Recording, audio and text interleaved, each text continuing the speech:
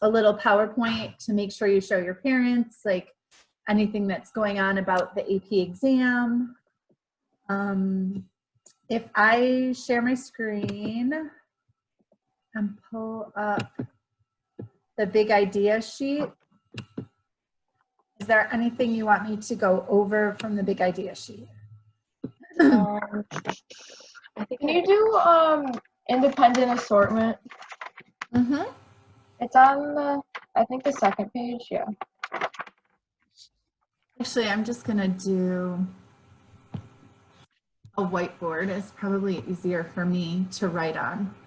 All right, so independent assortment means that you line up all of your homologous chromosomes. So if like these two are both chromosome 1, and this one came originally from your mom, and this one came originally from your dad. So like you in the process of making eggs, or you in the process of making sperm, your cells all have to go through synapsis, which is the lining up of these. Well, that's only one of them. Oh, I can't do colors. Well, here's another one. This could be chromosome 2 from mom and chromosome 2 from dad. So M for maternal, P for paternal. And so these would keep lining up, 46 of them. You have 23 pairs of chromosomes. So 1 through 23 are going to be lined up in pairs, 46 chromosomes total. They're not all going to line up like mine did, with maternal on the left side. Some are going to line up with paternal on the left side, and it's not going to be in order, and it's going to be random. And then, so that the randomness of the way that they arrange themselves, that's the law of independent assortment, which means they can independently be assorted or arranged anyway, which means that when you think about the cells that it makes, these cells are going to have a paternal and another paternal of number 2. And these ones are going to have a maternal and a maternal. And there's going to be 2 of them here, and there's going to be 2 cells here. So these ones happen to get all maternal chromosomes, and these ones happen to get all paternal chromosomes from the 2 chromosomes that I arranged. But there's such a huge number of possibilities, and that's why siblings don't look alike. They are getting genes from only 2 parents, but the combination of chromosomes that they got that were originally from their parents' mom and their parents' dad are unique. Okay. The fact that they do this and they separate, that's law of segregation. So segregation means the homologous chromosomes line up and they separate. And then there's 2 rounds of separation in meiosis. Round 1 separates the pairs, and then round 2 separates the sister chromatids from each other. So that's what segregation means. Mm-hmm.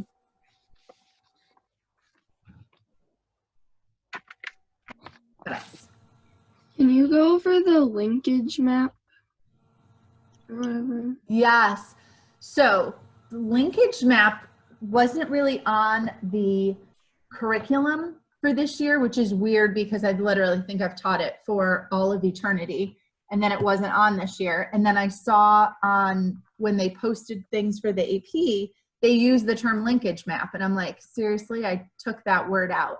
A linkage map means if you could actually say gene A is here, gene B is here, let's say this is my centromere, my middle point, and gene C is here and gene D is here. Very unrealistic picture because this makes it look like my chromosome only has 4 genes.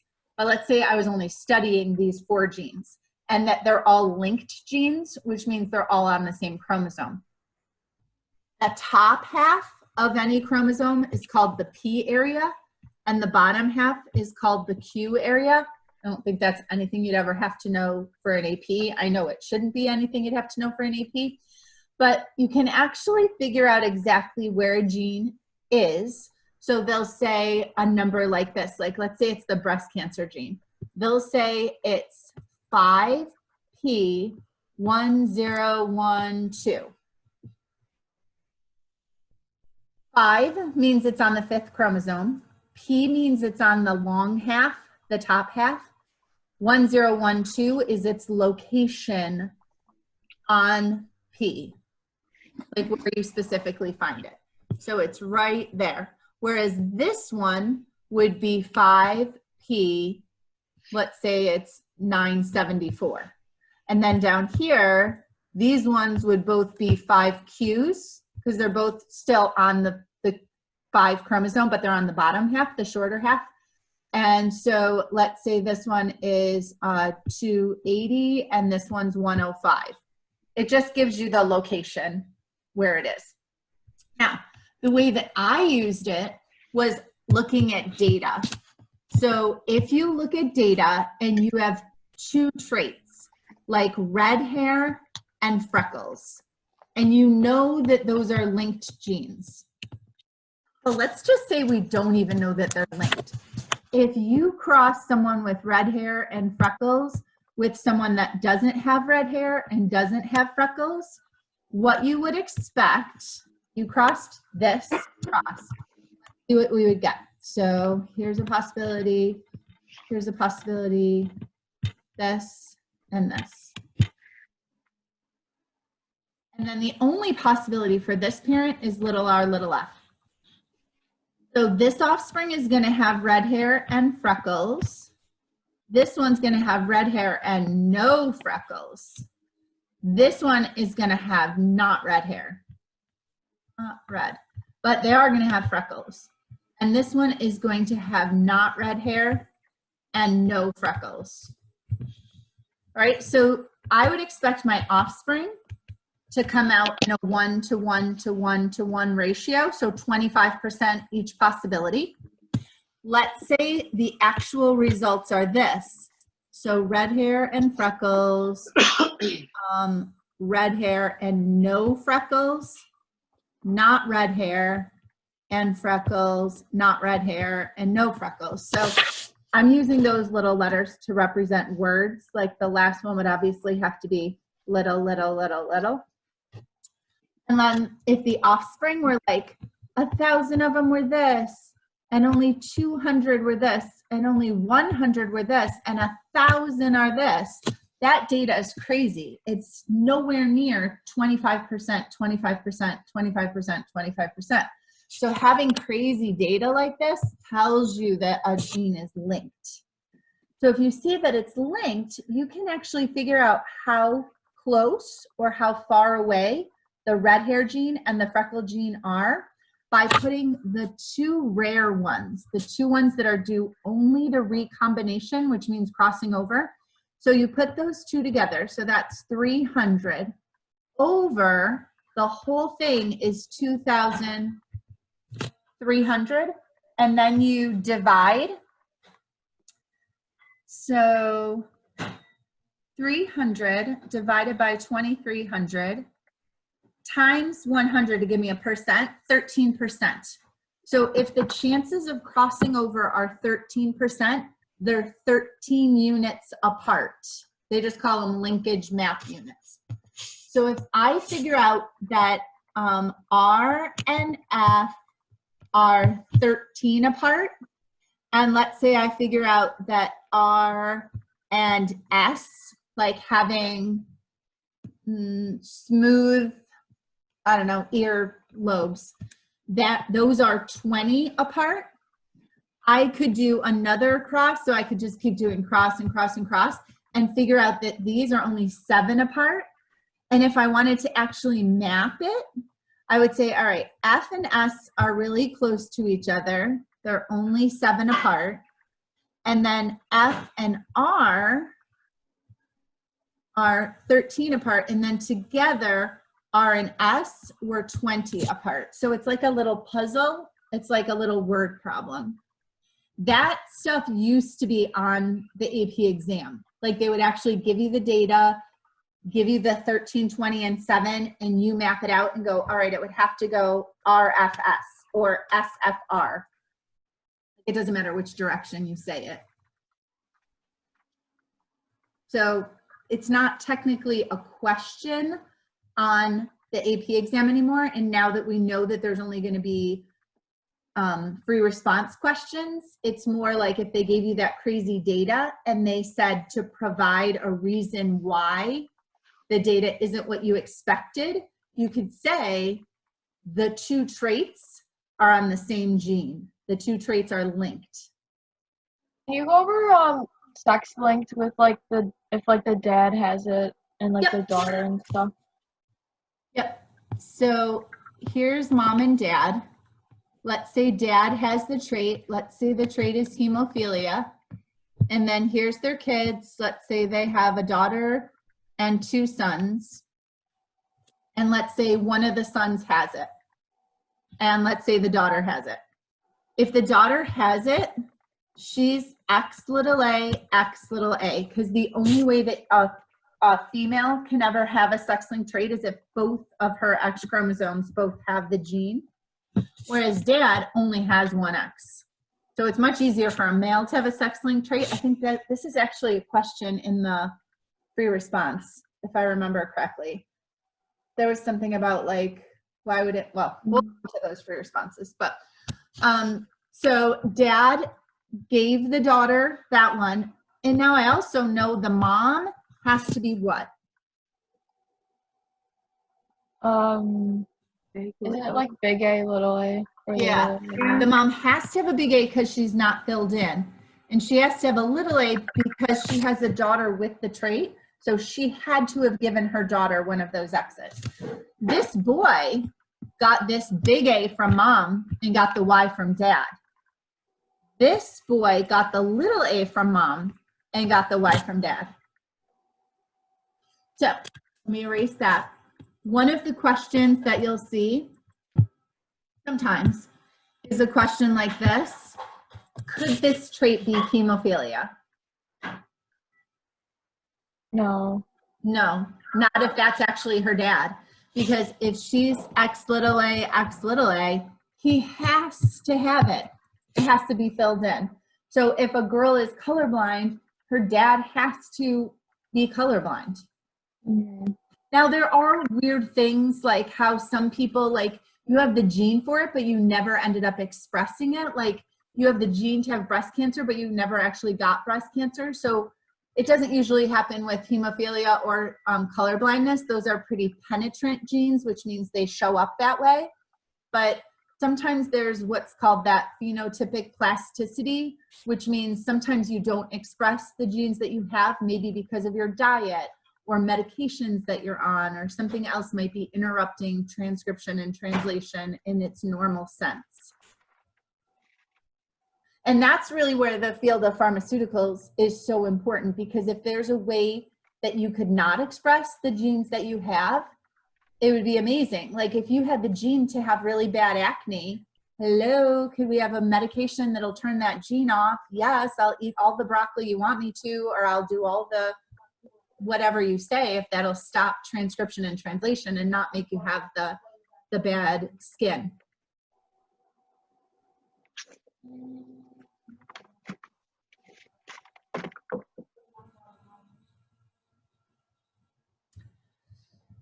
What else?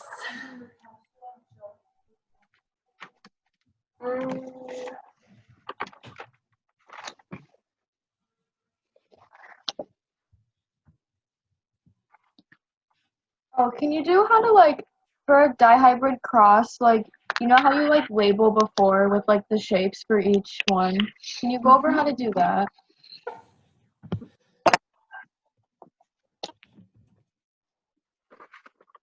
Okay, so let's say you're doing a dihybrid cross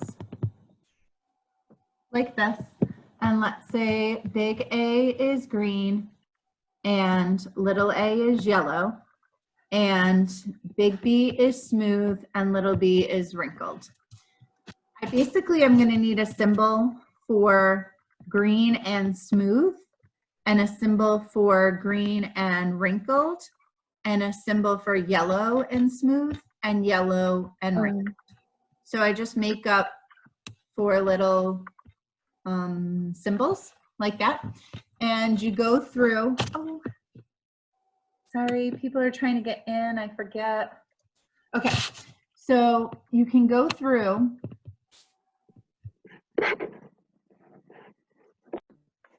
Like that.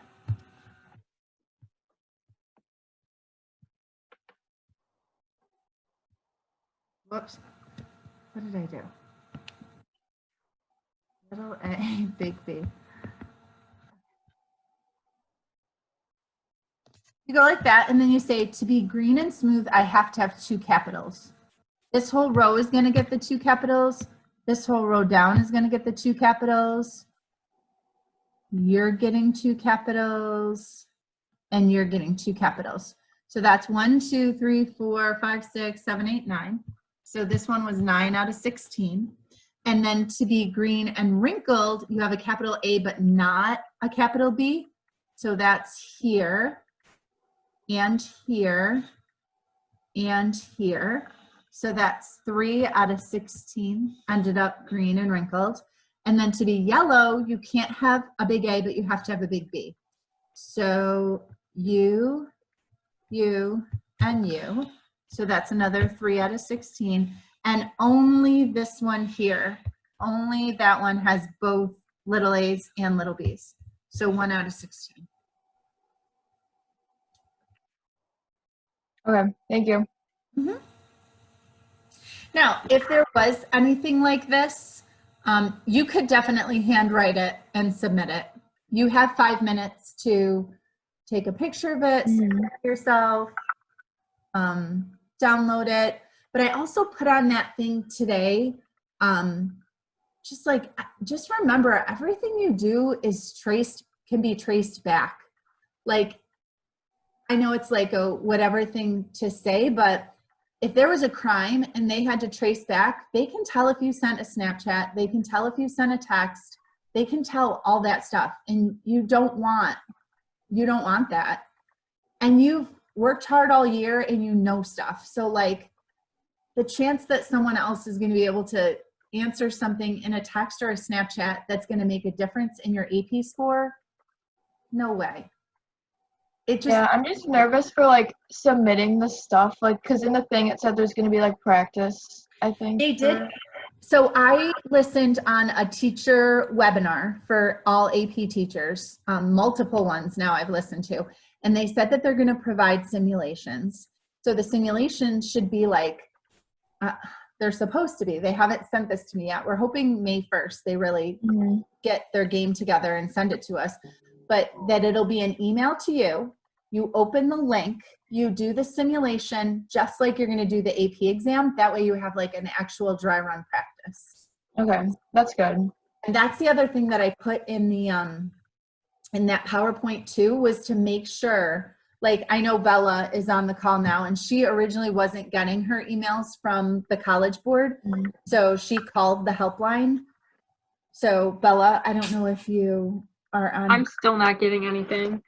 Bella's not getting, oh, you're still not getting any emails from them? No, and Lenhard like reached Contact out you to me back? too. I didn't get anything for stats, and then like I tried to like email them and they didn't get back to me. And Len said that like I can't get into like that test either, like how you said, like I have to get it through email. The only way to get an exam is through the email. Yeah, I'm still getting nothing. Actual link to the exam. Yeah, I have to call him back then. We will 100% make sure that you get in. Like I've already told the school about your situation. Yeah. So they already know it. Right. Maybe that's why they haven't sent out the simulations yet. Maybe they're still working on people like you, trying to make sure that all the emails are in there correctly. Yeah, I'll have to call back because I emailed them and they didn't answer that. So. Yeah. Yeah. All right, other things you want me to go over before I pull up that exam and go through the FRQs? Wait, Merm. Yeah.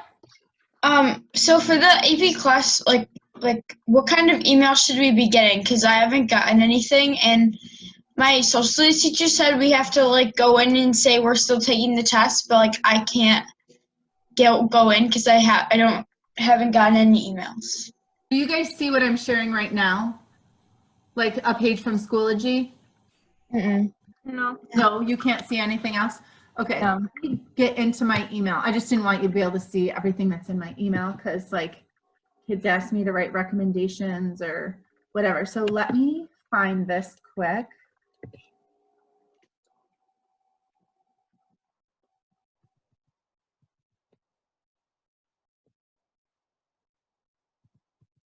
Who knows how to spell Zahara's last name? Ghazali? It's Ghazle.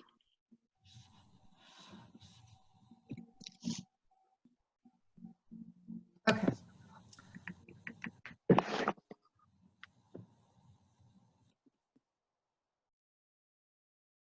She sent me the email from the College Board. That's why I'm asking.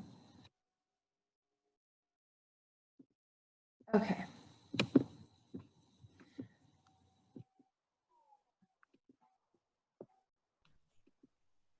All right. Do you see this?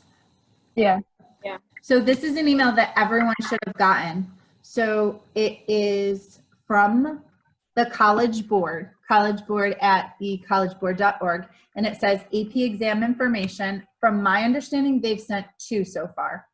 One was to let you know this, like the dates of the exam, the testing schedule, the format, exam scores. Wait, so did you just have to confirm your exams? Is that Even what if it you is? didn't confirm, I confirmed you. Okay, so I have an email right here that says AP exam dates and times, and then it just says confirm your AP exam schedule, and I just confirmed them. Then am I good after that? Yes. You're actually, all of you are in my AP, and all of your emails are in my AP. So all of you have been confirmed for the May 18th. Like, I just want to make sure I get the email the day of, you know? I just don't want Right. anything to do If you've gotten these 2 emails, you're going to get any email they sent because you've already gotten the 2. But if you have not gotten an email that looks like this, then that's when you gotta use the phone number that I put in the PowerPoint and call them and say, I'm not getting your emails. And I can tell you because I do have a way of getting into AP Classroom to show which email you submitted. So if you're looking and you're like, okay, it's not in there, but could I have told College Board a different email? Like if you have multiple emails? Yeah, I think mine's under my parents. That's why. Okay, so check it, see if you do have it, and if you don't, just text me and I will check. Okay. Okay. Yeah, so it just like brings you to a page that just says when the test is. Yes. Okay, yeah. I don't have that specific email, but I was getting emails about it. It should be from Advanced Placement Program. Advanced Oh. placement, you can still earn college credit with AP exams. That's just telling me about that. Let me see. I just didn't get that specific one. I got. Shay, that's the one. You can still earn exams. College. Oh, okay. Yeah, that's Okay. it. Your personal, and then I got the schedule of my 2 that I'm taking. So I Mhm. think that's fine. Yeah. That is. Okay. As long as you're getting emails. Right. Once you see that, like, it shows you your schedule, like, how do you confirm them? I just clicked the button that said confirm. Yeah. It'll bring you to like another website. Yeah, and then it's you just like say- it shows all the classes you're taking. You just press like confirm to like take Right. the exam. Okay. I do want to tell you that even kids that aren't on this call right now that haven't hit the confirm button, I confirmed you. Like you are confirmed. You are all confirmed. Mm-hmm. Everyone from Spencerport High School that is enrolled in any AP class, Miss Silsby, I can't remember if it's Silsby or not. Yeah, I think it's Miss Silsby. Like we all confirmed you. So like they'll send us an email like when it's time to take the test, and that will bring us to the test. Yep, and they want everybody to log in half an hour ahead of time. So at 1:30, you got to log in, get the email, open it to make sure you have a good connection and the screen is able to share information with you and all that. And there's going to be a timer on your screen that shows you how much time you have left to see that question. Oh my god. Oh, Once the God, that's timer- going to give me anxiety. No, it's good though, because you don't, It is good, though, yeah, because you you don't know want to how like much you have start left. thinking so much that you're like, oh, I answered A and B and I never even got to C, D, and E. Like, you know, You don't have to, like, time it yourself in your head, well, which you is have your nice. cell phone right next to you. Right. have your cell phone and set your cell phone for 5 minutes. If you've spent longer than 5 minutes on A, move on to B. 5 minutes on B, move on to C. So that you have 5 minutes, if there's 5 sections, that's 5 minutes per section. And then you have that 5 minutes to submit and you cannot go back. So like for the 5 minutes to submit, you would just like take a picture of it and then. No, I would Like, how would that work? 98% of you, your submit is going to take you 1 second. You're going to click a button because you're typing it in. It's Right. The only people that are going to take the actual 5 minutes is if like, no, I have to do everything in my handwriting. So you did it in your handwriting. You take a picture, you upload it, those people are going to email it, yeah, all that. But I wouldn't. What about like one question and it's always like a graph and you have to like upload your graph?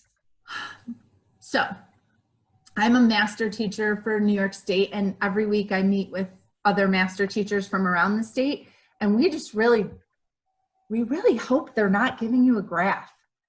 Like we've come to the consensus that we really don't think they're going to do it because they're taking too much of a risk that someone might not be able to upload. It's just I think it's too much of a risk for the AP to do. Yeah, the graph is like the hardest part because I never know like if I should write it out or like do it on Word. It's the easiest thing to get points from. So in a normal testing situation, I pray for graphs. Like, give them a graph. That's so easy. You can get a point for having the correct scale, a point for getting correct labeled axes, and a point for plotting the right bars or lines. That's like so easy. Mm-hmm. In this type of scenario, I just don't see them doing it. I see it being too much of an issue. And if you think about it from their end, if everyone runs into a conflict of uploading an image, they're going to have to re-administer the test that second time for everybody. They don't want to do that. So I'm not going to say that it's 0%, but I just feel like they're not going to have it be something where you have to have a drawing or you have to have a graph.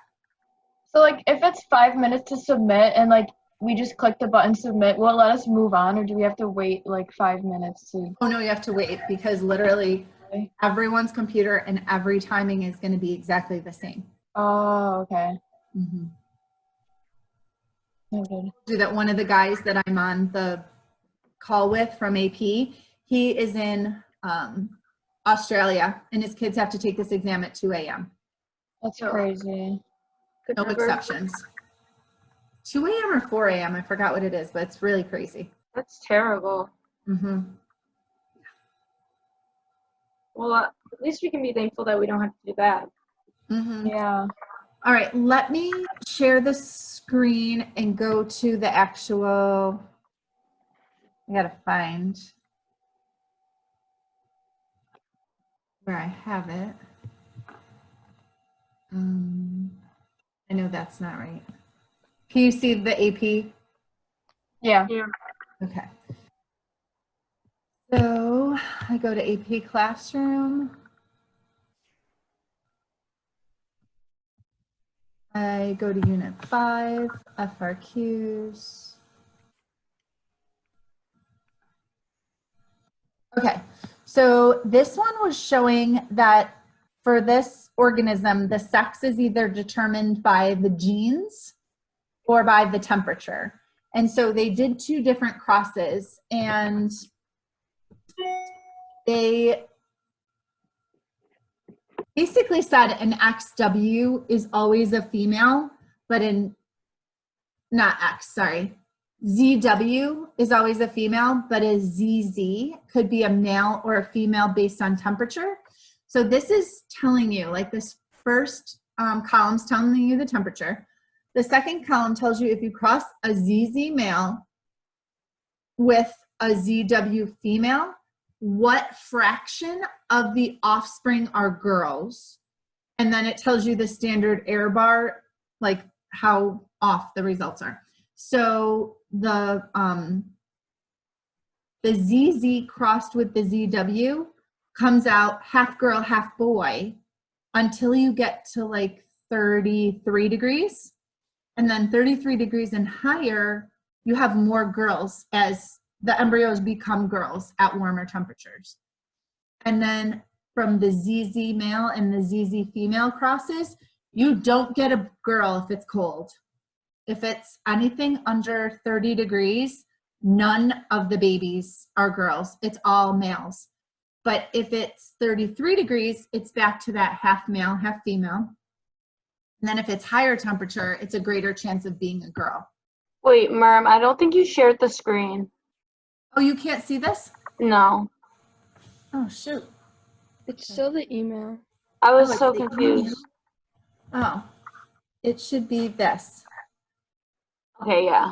Now you see it? Yeah. Yeah. So again, this first column's just showing temperature. The second one's showing if you cross a ZZ male with a ZW female, and you get half girl, half boy, meaning every time you get a ZW, it's a girl. But if it's ZZ, based on temperature, the hotter it gets, the greater the chances are of being a girl. And then over here, it's just ZZ crossed with ZZ. So you don't have that automatic like ZW is a girl. You only get a girl if it's got to be at least 30 degrees, but the chances aren't good if it's 30 degrees. But it's at that 50.5 is 50% girls. So if it's 33 degrees, then it's like half girls, half boys. And if it's warmer, then there's more girls. What is that symbol in between like the numbers? The plus minus 0.03. Oh, okay. That's the standard error. So I wish I could write on this. I have to keep I just couldn't see it. this. Okay, so let's say, I know one of the questions is the graph. So let's say I have 23 degrees. I'm gonna have 2 bars. I think one of them was like pretty much 0. And I would have to have a key showing like this is if you did the cross with ZZ male and ZW female. And I'm going to have it be an open if I'm crossing a ZZ male and a ZZ female. And then this is the, oh no, this is the temperature, sorry. This is the fraction of females. So this would be 1.0, this would be 0.5, and this is 0.25. Sorry, I'm not looking at the data, so I don't know where I'm supposed to be. But let's say this is my data for 23 degrees, and then let's say I'm gonna go all the way up to like 34, because I know at 34 it actually makes a difference. So at 34 degrees, let's say this one is here, and this one is here. You go like that for each temperature. Now, the standard error bars are what you do like this. And so this amount from here to the top is like 0.02.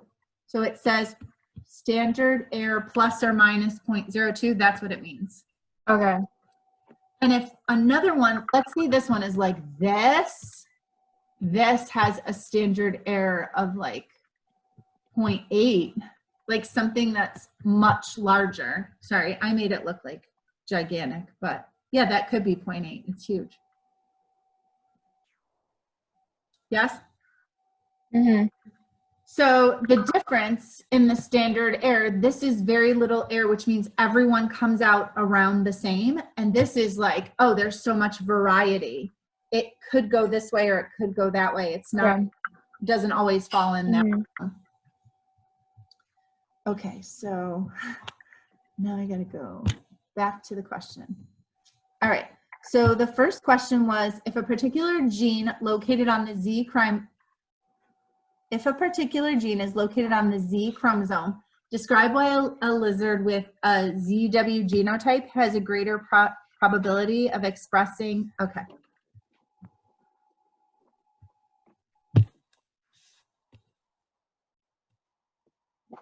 Okay, if you are this versus this, and it's a recessive phenotype. So a recessive phenotype, like a little A, if little a gives you a brown color, whatever this is, a bird or a bug or whatever, if it gives you a brown color, this one only needs one A, only needs one recessive gene to be brown. What does this one need? 2. 2. Oh. It's the exact same reason why it's more likely for a male to be colorblind than a female. In order to be colorblind, you have to, if you're a girl, you have to express, you have to have and express both recessive alleles. So you have to have both of them. So that's why you're way more likely to express a recessive phenotype if you only have one gene, or you only have one allele. You only have one letter for that gene. This one, you need 2. So it's less likely that you would express brown because you need 2 brown alleles. This one, you only need 1 brown allele to express it. Does that make sense? Mm-hmm. Okay. And then the next question. Oh, the next one is the graph. So that's like how I showed you. I would definitely have done a bar.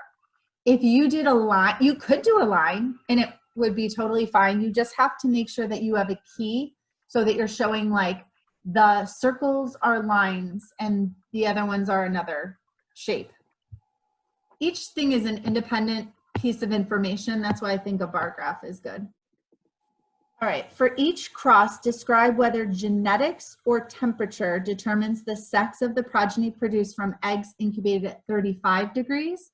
And describe whether genetics or temperature determines the sex of the eggs incubated at 24 degrees. All right, I'm going to go back to a whiteboard. Clear. Okay, so I got to go back to where I did the problem.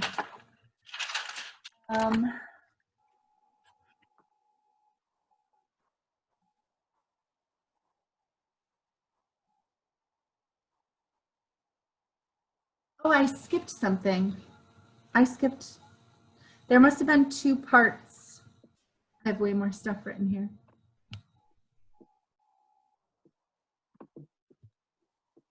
Oh, with the graph. Okay. With the graph, it told you to do the graph, and then it says, determine whether there is a significant difference between the 2 crosses in the fraction of females produced at 24, 32, and 36 degrees. Whether there's a significant difference between the 2 crosses. So when I did that, I wrote, there's no overlap of error bars between the crosses at 24 or 32.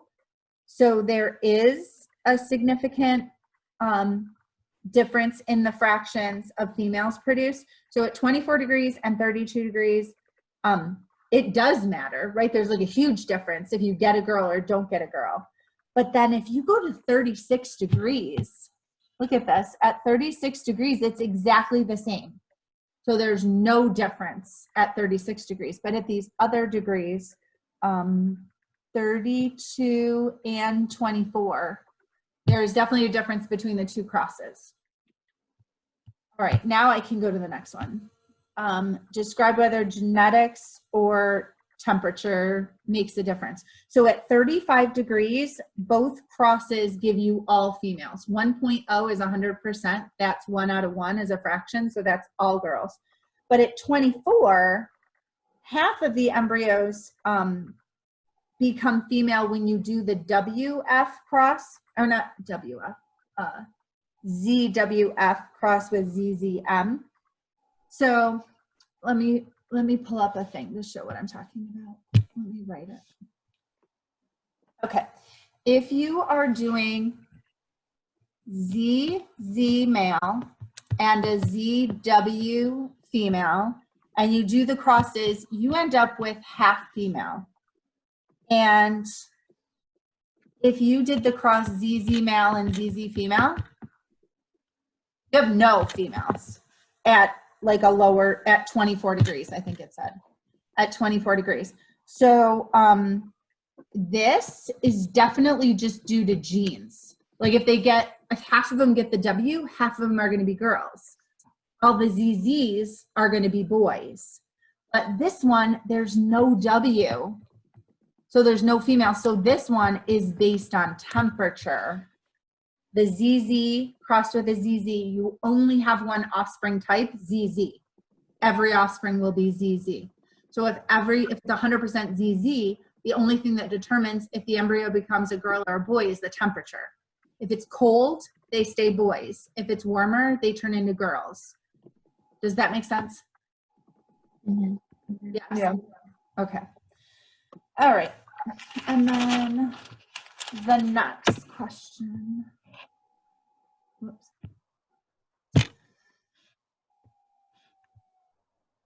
Predict the effect of increasing global temperatures on the continued presence of the Y chromosome in this species. So predict the presence. You're going to either say that the presence of the W is going to increase or decrease. And it says that scientists claim that the W chromosome is unimportant. If the W chromosome is unimportant, what will happen to the W chromosome?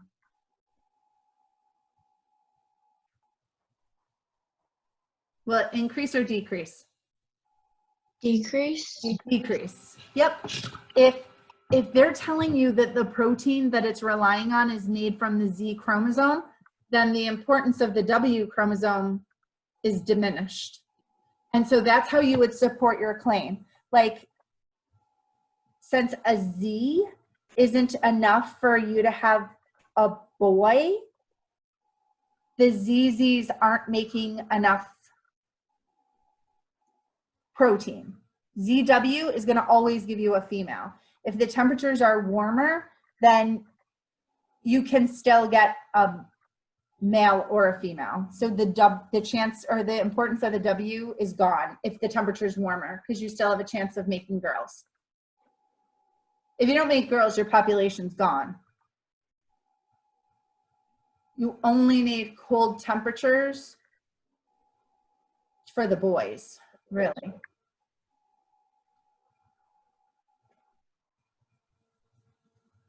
And you have to have both. And ZZ is going to give you half boys. All right.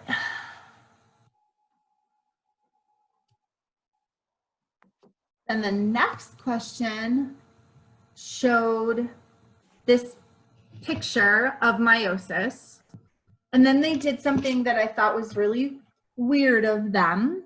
They introduced a different word in the answer.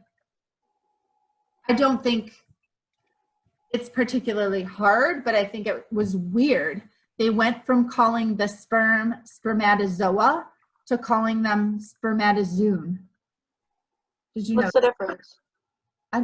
There isn't one, but I never. That is weird. Yeah, because it doesn't look like. I don't know why they did that. Same Like, if they're thing. going to use a word, use the word that's in the picture.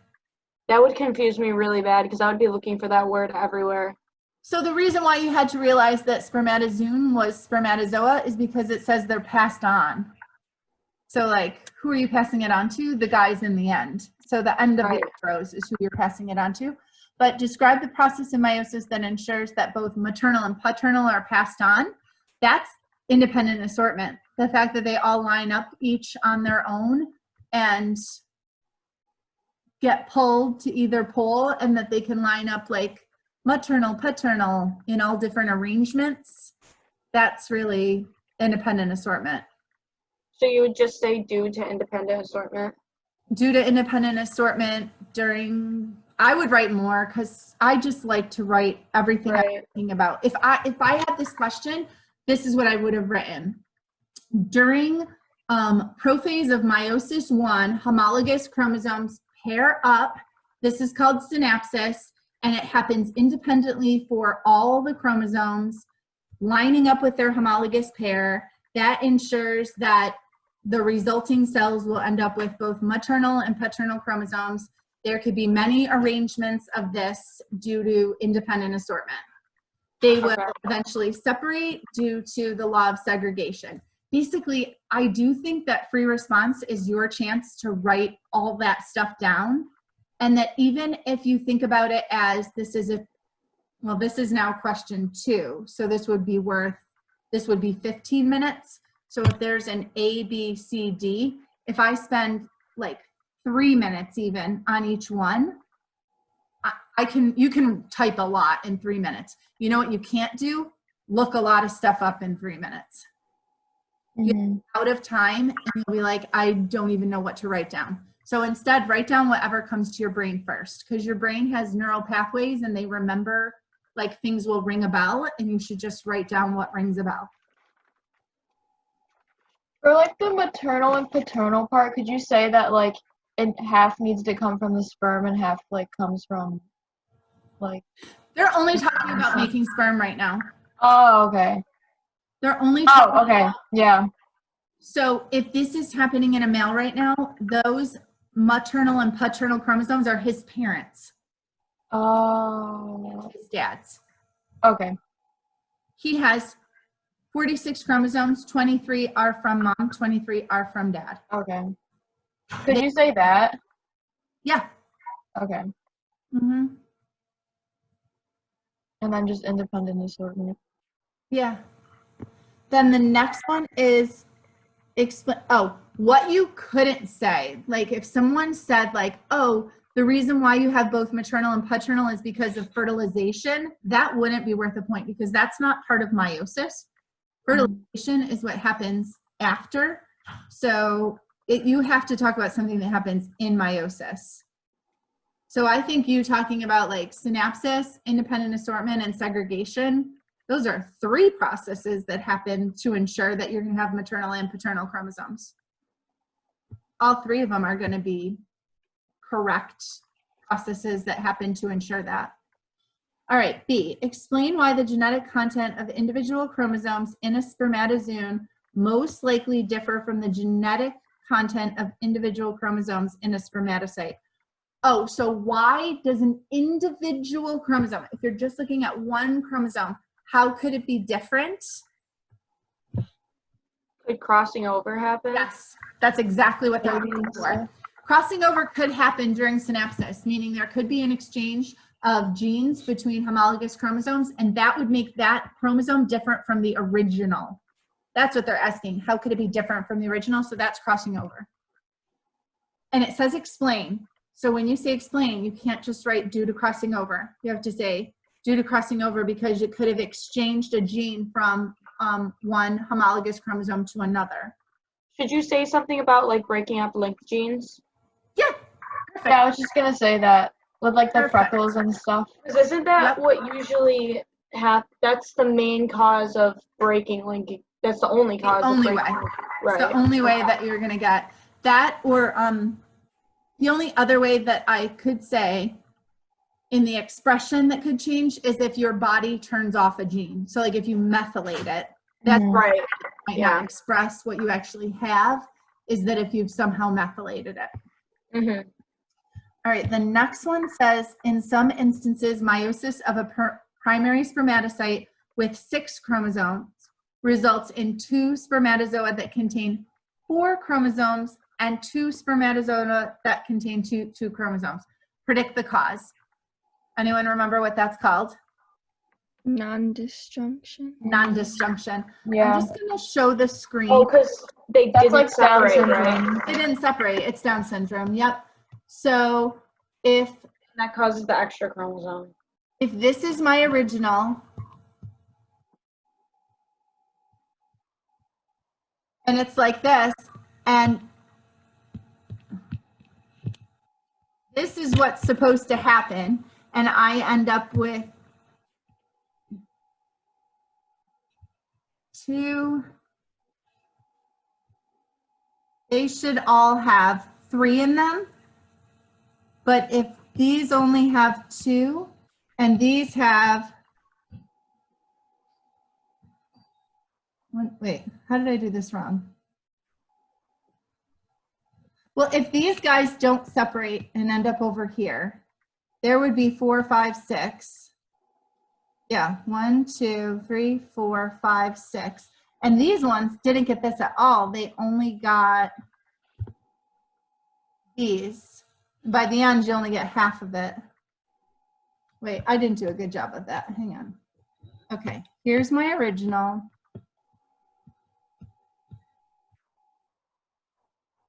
It says 6 chromosomes, right? I have to go back and see what it said. Yeah, it was 2 and 4. 6, or I yeah. think, yeah, it Yeah. was 6. Chromosomes. Okay.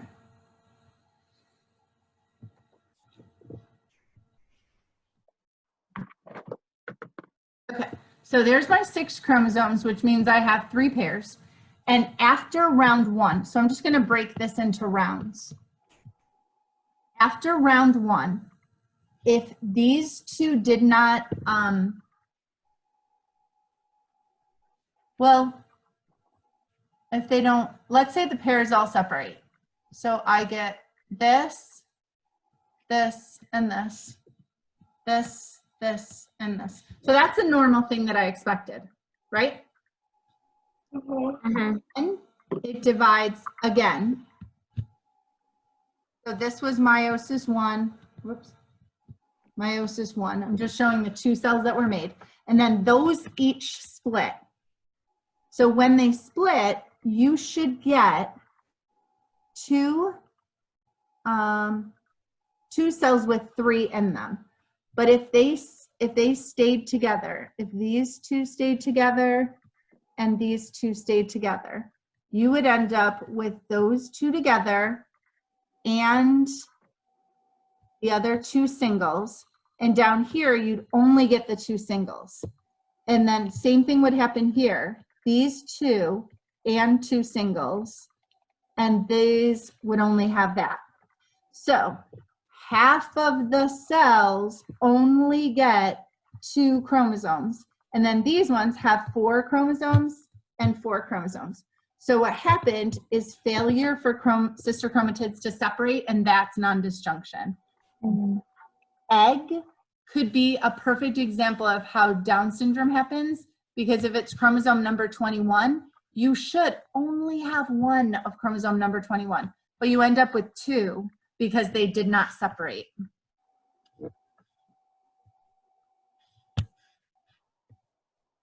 All right, and Did you say like Down syndrome in that, or is that not related to the question? I think that if you use the term non-disjunction, Yeah. or if you forget that term and you don't quickly find it in your notes, you could just explain it, like the failure of the chromosomes to separate, or the sister chromatids to separate. That would be okay. If you find you have time, you don't submit A and then you can't go back to it. Like, you could finish D and then have extra time and be like, oh, you know what? I'm going to go back to C and write about Down syndrome as an example. Okay. It's not going to hurt you in any way. It's going to potentially help you. So if you think of something and it's not time that you have to submit it yet, go back and add any to that one question. Any part of that one question. Mm-hmm. A, B, C, and D if you have time. Okay. So you get through A, B, C, and D. Like, don't spend all your time on A and then you never got to D and A was only worth 1 point. I can tell you right now, the D's are almost always worth 2 points. Actually, for the first question. In the second question, I think all of these are only worth 1 point. But you know how the first question we did, it said like predict and give a reason or evidence to support it? That's points. Because you did your prediction, that's a point, and you did your supporting it, and that's a second point.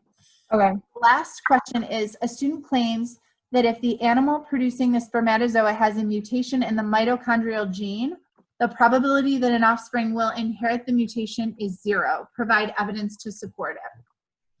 Okay, so I definitely put this in the unit review, but I just want to draw a picture to show you. This is a sperm, because we never got to like the reproduction unit, which I will definitely do all those different human anatomy sort of stuff afterwards. But basically, inside of here, the head of the sperm, this is where the DNA is. in here is where all the mitochondria are. And this is just the flagella, just the tail. And a sperm has very limited cytoplasm and very limited organelles. Well, as soon as the mitochondria makes its way into the ovum, the egg, it breaks off. That means this mitochondria never enters. If the gene is in the mitochondria for a certain genetic trait, they're only going to get the girl's mitochondria. So I know that maybe if you've taken forensics, you've learned this before. Mitochondria are a way of tracing DNA from mother to child, and it's a way of uniquely identifying somebody. Because and they always have whatever their mom's mitochondria are, because the sperm's mitochondria never make it into the egg. So they never make it into the baby. So that's why you only pass on mitochondrial DNA from mom, not from dad.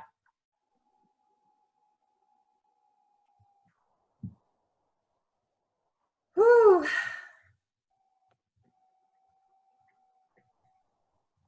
Questions? We only have 1 minute left. I know, that's crazy. It's crazy, and it's DNA transcription translation.